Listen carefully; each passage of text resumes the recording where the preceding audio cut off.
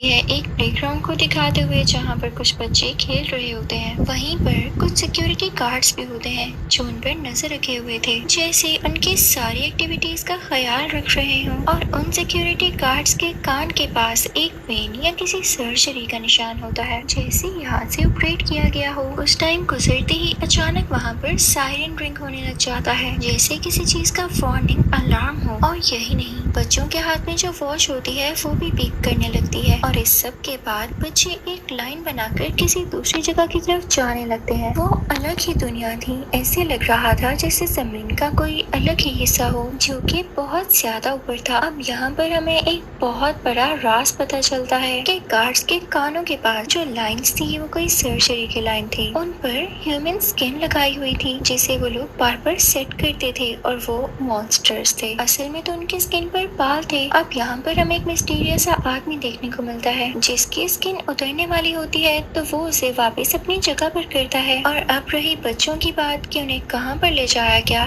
तो हम बच्चों का भी सीन देखते हैं। उनको चेयर्स पर बांधा जा रहा होता है, उनके हाथ पांव भी बांध दिए जाते हैं और उन पर एक्सपेरिमेंट्स किए जाते हैं कुछ ऐसी मशीन से जो रेस निकालती हैं और जाकर एक टावर पर लगती हैं और टावर टूट जाता है। इस वजह से अर्थक्वेक यानी सलसल आने लगता है। एक बच्चे की सोते हुए आंख खुल जाती है, उसका नाम जेक होता है। वो एक ड्राइंग बनाने लगता है और सब की जो उसने अपने ख्वाब में देखा उसे विजन्स भी आया करती थी और इसके साथ ये होना नॉर्मल बात थी। इसके पीछे क्या रीजन था ये किसी को भी नहीं पता था। और अब जब जेक अपनी मॉम को भी बताता तो इसकी मॉम भी इसकी बातों पर यकीन नहीं करती थी, जिसकी वजह से वो बच्चा परेशान रहने लगा। उसे डिप्रेशन हो गया था क्योंकि आज तक किसी ने भी उसकी बात पर यकीन ही नहीं किया। जेक डॉक्टर के पास जाता तो वो भी उसे यही कहता कि ये सिर्फ तुम्हारी कम नींद की वजह से हो रहा है। अब जेक कुछ भी नहीं कर सकता था तो वो वहाँ से बाहर आता है और घर जाते हुए रास्ते में उसे एक अजीब सा आदमी दिखाई देता है और वो भी अपनी स्किन ठीक कर रहा था। और इसका ये मतलब ये सिर्फ बातें विजन्स में नहीं थी बल्कि ऐसे मॉन्स्टर्स रियलिटी में भी थे। तभी फौरन से जेक के सामने एक मिस्टीरियस सा आदमी आकर उसे कहता है कि तुम अपना ध्यान रखना क्योंकि ऐसे ही कुछ मॉन्स्टर्स बच्चों को किडनैप कर रहे हैं। ये सुनकर जेक डर जाता है और सोचता है कि अब से मैं कोई ख्वाब नहीं देखूंगा। हो सकता है कि मेरे ख्वाबों की वजह से ही मुझे हर तरफ ऐसे मॉन्स्टर्स दिखाई दे रहे हैं। अब ये सोच के वो सो जाता है। अब की बार उसके ख्वाब में एक आदमी आता है जो कि मैजिशियन था और अपनी बातों और अपने मैजिक से लोगों को मैनिपुलेट कर सकता था, उनके माइंड को रीड कर सकता था, उनकी लाइफ में कंफ्यूजन क्रिएट कर सकता था। और ये मैजिशियन कोई इंसान नहीं था बल्कि ये भी एक मॉन्स्टर था। अब हम जंगल का सीन देखते हैं जहाँ पे एक बाप बेटा बैठे होते हैं। इनको गन यूज करना और उसे चलाना बहुत अच्छे से आता था। तभी इनके कानों में किसी की विस्लिंग की आवाज पड़ती है और वो कोई और नहीं बल्कि मैजिशियन ही था जो कि इनकी तरफ बढ़ रहा था। और जैसे ही उसको देखते हैं तो अपनी गन्स उस पर पॉइंट कर लेते हैं। तो इस वजह से वो मैजिशियन कोई मैजिक करके उस लड़के के फादर को मार ही डालता है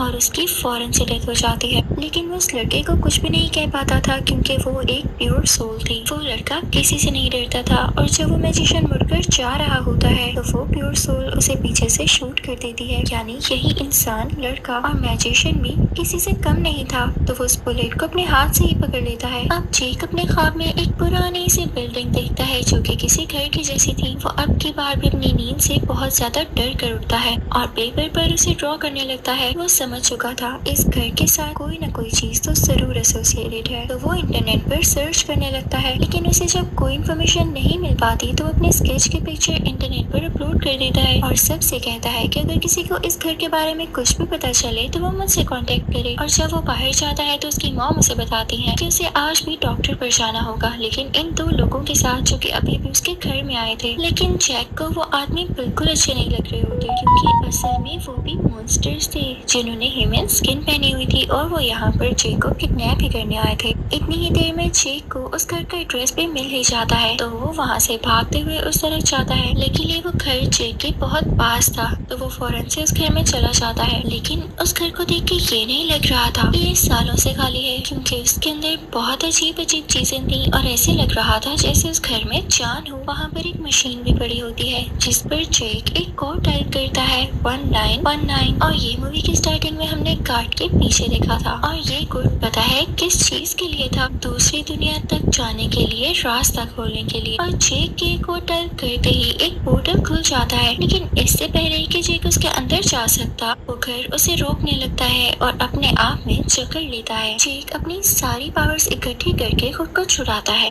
अपने बाजू खोल लेता है और उस पोर्टल से बाहर निकल जाता है। अब जेक दूसरी दुनिया में पहुंच चुका था। वो जगह बहुत ही ज्यादा डिसर्टेड थी, दूर दूर तक कोई भी देखने को नहीं मिल रहा था। इस बात की खबर मैजिशियन को भी हो जाती है कि किसी ने जमीन से कोई पोर्टल खोला है दूसरी दुनिया में जाने के लिए। अब उस तरफ जेक जब जा रहा होता है तो उसे काफी प्यास लगने लगती है और उसके सामने उसे पानी की बोतल मिलती है। वो उस वाटर बोतल को उठाकर उसमें से पानी पीने लगता है, लेकिन इससे पहले ही वहाँ पर वही प्योर सोल वाला आदमी आ जाता है। उसका नाम रोलैंड होता है। रोलैंड जेक पर गन पॉइंट कर लेता है। जेक जब रोलैंड को देखता है तो उसका तो मुंह खुला रह जाता है, क्योंकि कुछ ही टाइम पहले तो उसने विजन्स में इसको देखा था। रोलैंड उससे पूछता है कि तुम कौन हो। जेक उसे बताता है, लेकिन रोलैंड उस पर बिलीव नहीं करता। वो उसे उठाकर कहता है कि मैं तुम्हें खाई से नीचे फेंक दूंगा, मुझे बताओ क्या तुम उसी मैजिशियन के बंदे हो। तो जेक उसे कहता है, नहीं मैं तो छोटा सा हूँ, मुझे ख्वाब आते हैं और उन ख्वाबों में ही मेरे विजन्स छुपे हैं। वो रोलैंड को अपनी ड्राइंग्स भी दिखाता है जो कि उसने अपने विजन्स के बाद बनाई। तो रोलैंड समझ जाता है कि ये बच्चा सच बोल रहा है और उसे अपने साथ लेकर उस मैजिशियन की सर्च में निकल जाता है। अब उस मैजिशियन को जब पता चल चुका था कि किसी ने पोर्टल खोला है तो वो सीधा उस घर में जाता है। वहाँ पर उसे लकड़ी का एक छोटा सा टुकड़ा मिलता है जिस पर जेक का खून लगा हुआ था। वो सीधा उस लकड़ी के टुकड़े को एक आदमी के पास लेकर आता है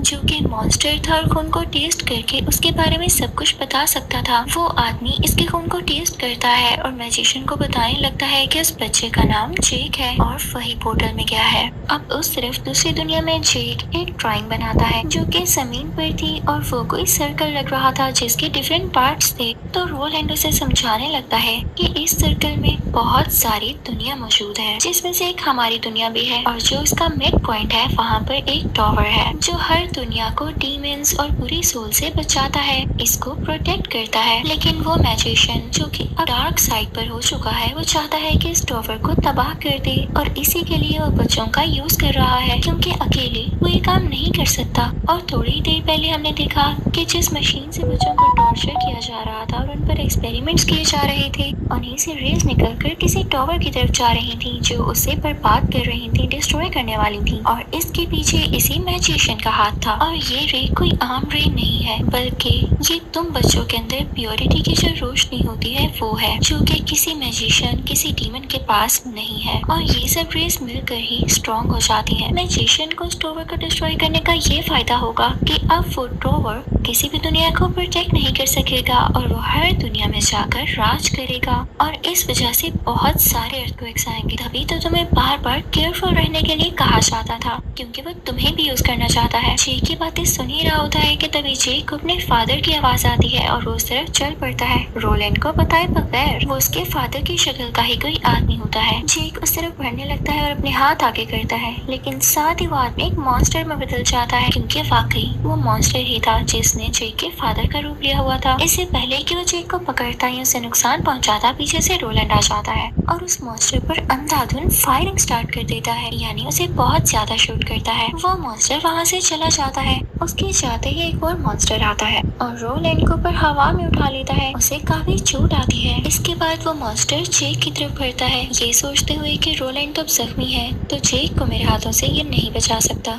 लेकिन ये उसकी भूल थी। रोलैंड किसी को भी अकेला नहीं छोड़ सकता था। वो उसको भी शूट करके मार देता है। उधर मैजिशियन जेक के घर पहुंच चुका था, जहाँ पर जेक की मदर और उसके स्टेप फादर रहते थे। वहाँ पर भी मैजिशियन जाकर कोई मैजिक स्पेल कास्ट करता है, जिससे जेक के फादर मर जाते हैं और अब वो उसकी मदर को अपने काबू में करते हुए उसके सारे विजन्स देखने लगता है, जैसे वो जेक के बारे में कुछ जानना चाह रहा हो। और जब उसका काम पूरा हो जाता है तो वो जेक की मदर को भी मार देता है। अब जेक और रोलैंड चलते चलते एक टाउन में पहुंचते हैं, जहाँ पर उनकी मुलाकात बहुत ही प्यारी लड़की से होती है। यानी वहाँ पर उन्हें एक बहुत वाइज और अच्छी लड़की मिलती है जो कि किसी भी पिक्चर या स्केच को देख के उसका एड्रेस बता सकती थी। अब रोलैंड उसे जेक की बनाई गई एक ड्राइंग दिखाता है और वो उन्हें उसका रास्ता बता देती है। लेकिन इससे पहले जेक से बात करती है कि मुझे तुम्हें देख के ही पता चल गया था कि तुम स्पेशल बच्ची हो और तुम में प्योरिटी बहुत ज्यादा है और जो रोशनी तुम्हारे अंदर है उसी के पीछे बुरे लोग हैं क्योंकि वो अपने अंदर बहुत ज्यादा पावर रखती है। इसके अलावा भी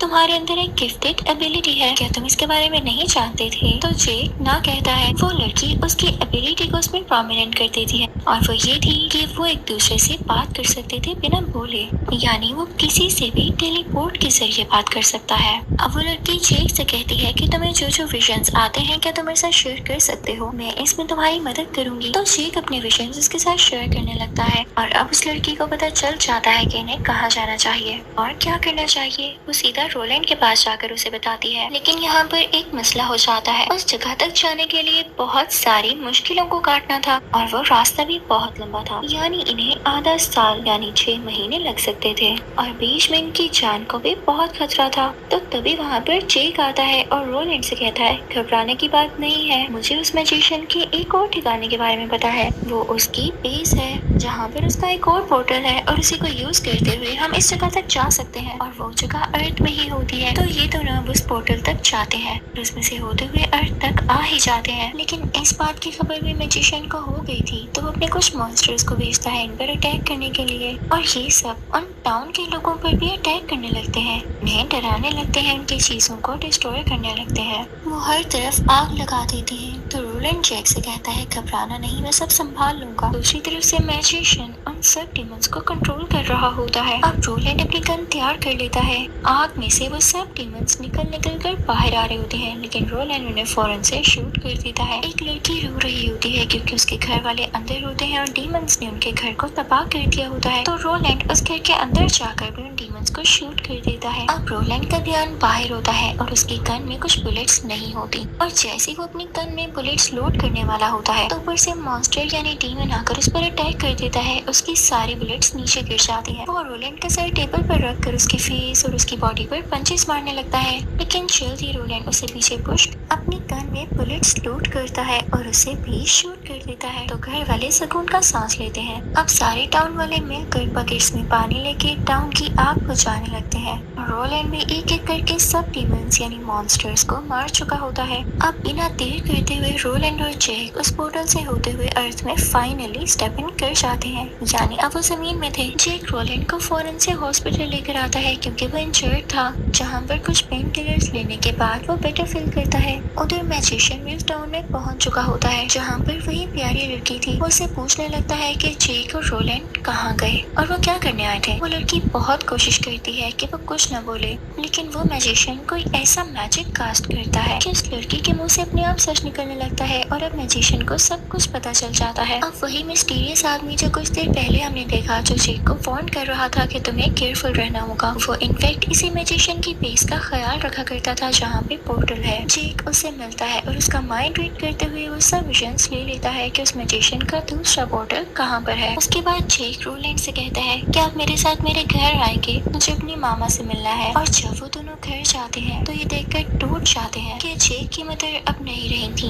वो तो राख में बदल चुकी थी। अब यहाँ पर रोलैंड को कुछ बुलेट्स की जरूरत थी क्योंकि काफी ज्यादा बुलेट्स यूज हो चुकी थी। वो एक वेपन शॉप में आता है, लेकिन वहाँ पर मैजिशियन भी आ जाता है जो उसे मारने के लिए आया था, लेकिन तब तक जेक बाहर निकल चुका था। और रोलैंड जब उस मैजिशियन पर शूट करता है तो उसकी जगह पीछे पड़े हुए शीशों पर लगती है और वो टूट जाती है, लेकिन मैजिशियन को कुछ नहीं होता और इसी वजह से इस दुकान का शटर भी नीचे आ जाता है। तो रोलैंड जेक से कहता है रन, तुम यहाँ से भाग जाओ, लेकिन जेक देखता है कि उसके पीछे कोई बाल्ट आदमी है जो उसे पकड़ना चाहता है, तो जेक फौरन से भागने लगता है। अब मैजिशियन उस स्टोर कीपर को ऑर्डर देता है कि रोलैंड ने तुमसे जबरदस्ती बुलेट्स ली हैं तो तुम इसे मार डालो, और वो उसी का कहना मानकर उस पर शूट करने लगता है, लेकिन रोलैंड उस स्टोर कीपर की गर्दन पर शूट करके उसे वहीं पर मार देता है। और अब मैजिशियन और रोलैंड में दोबारा से बहस शुरू हो जाती है। रोलैंड वहाँ से निकलने की कोशिश करता है, लेकिन वो रास्ता तो कहीं का और निकल रहा था। दूसरी तरफ हम जेक को देखते हैं जो कि वहाँ से भाग रहा होता है और सामने से पुलिस कॉप्स नजर आते हैं। हैं। उनकी तरफ जाने लगता है, तभी सामने एक वैन आकर रुकती है और उसमें से एक आदमी निकलकर जेक को फौरन से वैन के अंदर ही बिठा लेता है और वैन का दरवाजा बंद करते हुए कॉप्स के सामने से ही निकल जाते हैं वो लोग। अब उधर रोलैंड जब भी मैजिशियन पर शूट करता तो वो गायब हो जाता और अब फाइनली रोलैंड भी स्टोर से बाहर आ जाता है और जेक को ढूंढने लगता है, लेकिन उसे कहीं नहीं मिलता। और मैजिशियन जहाँ पर गायब होके गया था उसकी बेस ही थी, जहाँ पर उसी के आदमी किडनैप जैक को उसके पास लेकर आते हैं और यहाँ पर उस मैजिशियन को पता चलता है कि ये बच्चा बहुत ज्यादा प्योर है और इसमें बहुत ज्यादा रोशनी भी है जिससे वो रेस निकाल सकता है। वो मैजिशियन जेक को अपने साथ पोर्टल में ले जाने लगता है और उसे उसी चेयर पर बिठाकर उसके सर पर वही डिवाइस लगा देता है ताकि उसके अंदर से रेस निकाल सके। लेकिन जेक को भी खुद पर कंट्रोल था और वो अपने अंदर से वो रोशनी बाहर नहीं निकालता। साथ ही साथ वो अपनी एबिलिटी को यूज करते हुए रोलैंड से अपने दिमाग में ही बातें करने लगता है टेलीपोर्टेशन के जरिए और उसे वो कोड भी बता देता है ताकि रोलैंड उस पोर्टल से अंदर आ सके जो कि 1919 था। लेकिन मैजिशियन यहाँ पर जेक को टॉर्चर करने लगता है। जेक काफी वीक फील करने लगता है। अब रोलैंड जब भी देखता है तो उसे रहा नहीं जाता। उसके दोनों हाथों में गन्स होती हैं और वो उस मैजिशियन पर मुसलसल यानी कंटिन्यूसली शूट कर रहा होता है। शूट करते करते वो स्किट भी लगाता है ताकि कोई ऐसी जगह न बचे जहाँ से उसकी तरफ बुलेट न आए। वो ऊपर लगे शीशे पर भी शूट करता है, लेकिन जैसे ही वो शीशा टूट कर मैजिशियन के ऊपर गिरने वाला होता है तो वो अपने मैजिक से उसे रोक लेता है और उन्हीं शीशों को अपने मैजिक से रोलैंड की तरफ फेंकने लगता है। लेकिन रोलैंड भी उन पर शूट करके उन्हें क्रश कर देता है। अनलकीली एक शीशा रोलैंड के हाथ में चुभ जाता है और उसके हाथ से गन गिर जाती है। जेक जो कि बहुत ज्यादा टॉर्चर हो रहा था तो रोलैंड को उसकी जान बचानी ही थी, तो वो एक ही गन से उस मैजिशियन की तरफ बढ़ता है और कुछ बॉक्सेस के पीछे छुपकर चांस का इंतजार करने लगता है। वो मैजिशियन भी उसे ढूंढते ढूंढते आगे बढ़ रहा था। रोलैंड अपने मुंह से अपने हाथ में चुभा हुआ शीशा बाहर निकालता है और वहीं से कुछ एंगल्स मेजर करते हुए फायरिंग स्टार्ट कर देता है। बुलेट्स टकरा कर उस मैजिशियन तक पहुंचती हैं, लेकिन उससे पहले ये मैजिशियन उन बुलेट्स को कैच करता जा रहा था और उसे कुछ भी नहीं होता। लेकिन रोलैंड की भी शूटिंग एबिलिटीज कुछ कम नहीं थी। वो इस तरह से फायरिंग करता है कि एक सीढ़ी मैजिशियन के ऊपर आकर गिरती है और वो गिर जाता है और अब मैजिशियन उठकर उन्हीं बुलेट्स को यूज करते हुए वो रोलैंड की तरफ फेंकने लगता है और अब की बार भी एक बुलेट रोलैंड के हाथ में लग जाती है और साथ ही मैजिशियन रोलैंड पर कंक्रीट फेंकने लगता है और समझता है कि वो शायद इसी के नीचे आकर मारा गया। रोलैंड जो कि वहाँ पर गिरकर बेहोश हो चुका था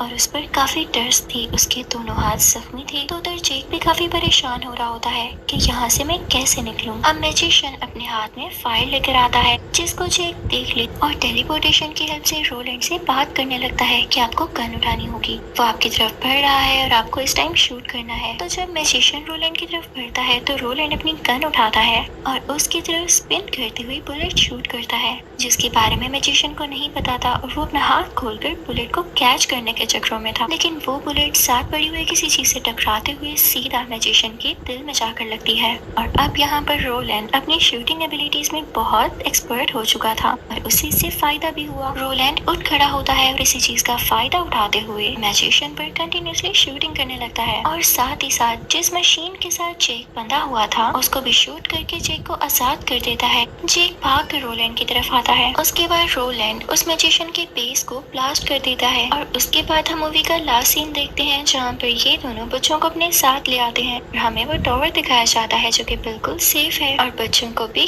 कुछ नहीं हुआ होता। अब जब वो सब अपनी दुनिया में आ जाते हैं तो रोलैंड जैक से कहता है, मैं जानता हूँ तुम इस दुनिया में अकेले हो, तुम्हारी कोई फैमिली नहीं बची और तुम्हारी तो मेरे साथ इतनी अच्छी दोस्ती भी हो गई है, तो क्यों ना तुम मेरे साथ मेरी दुनिया में आ जाओ। तो जेक रोलैंड की बात मान लेता है और अब जेक भी रोलैंड से काफी ज्यादा ट्रिक सीखेगा और उसी की तरह स्ट्रॉन्ग और पावरफुल बनेगा। तो इसी के साथ इस मूवी का एंड होता है। आई होप आपको एक्सप्लेनेशन अच्छी लगी होगी। Thank you for watching.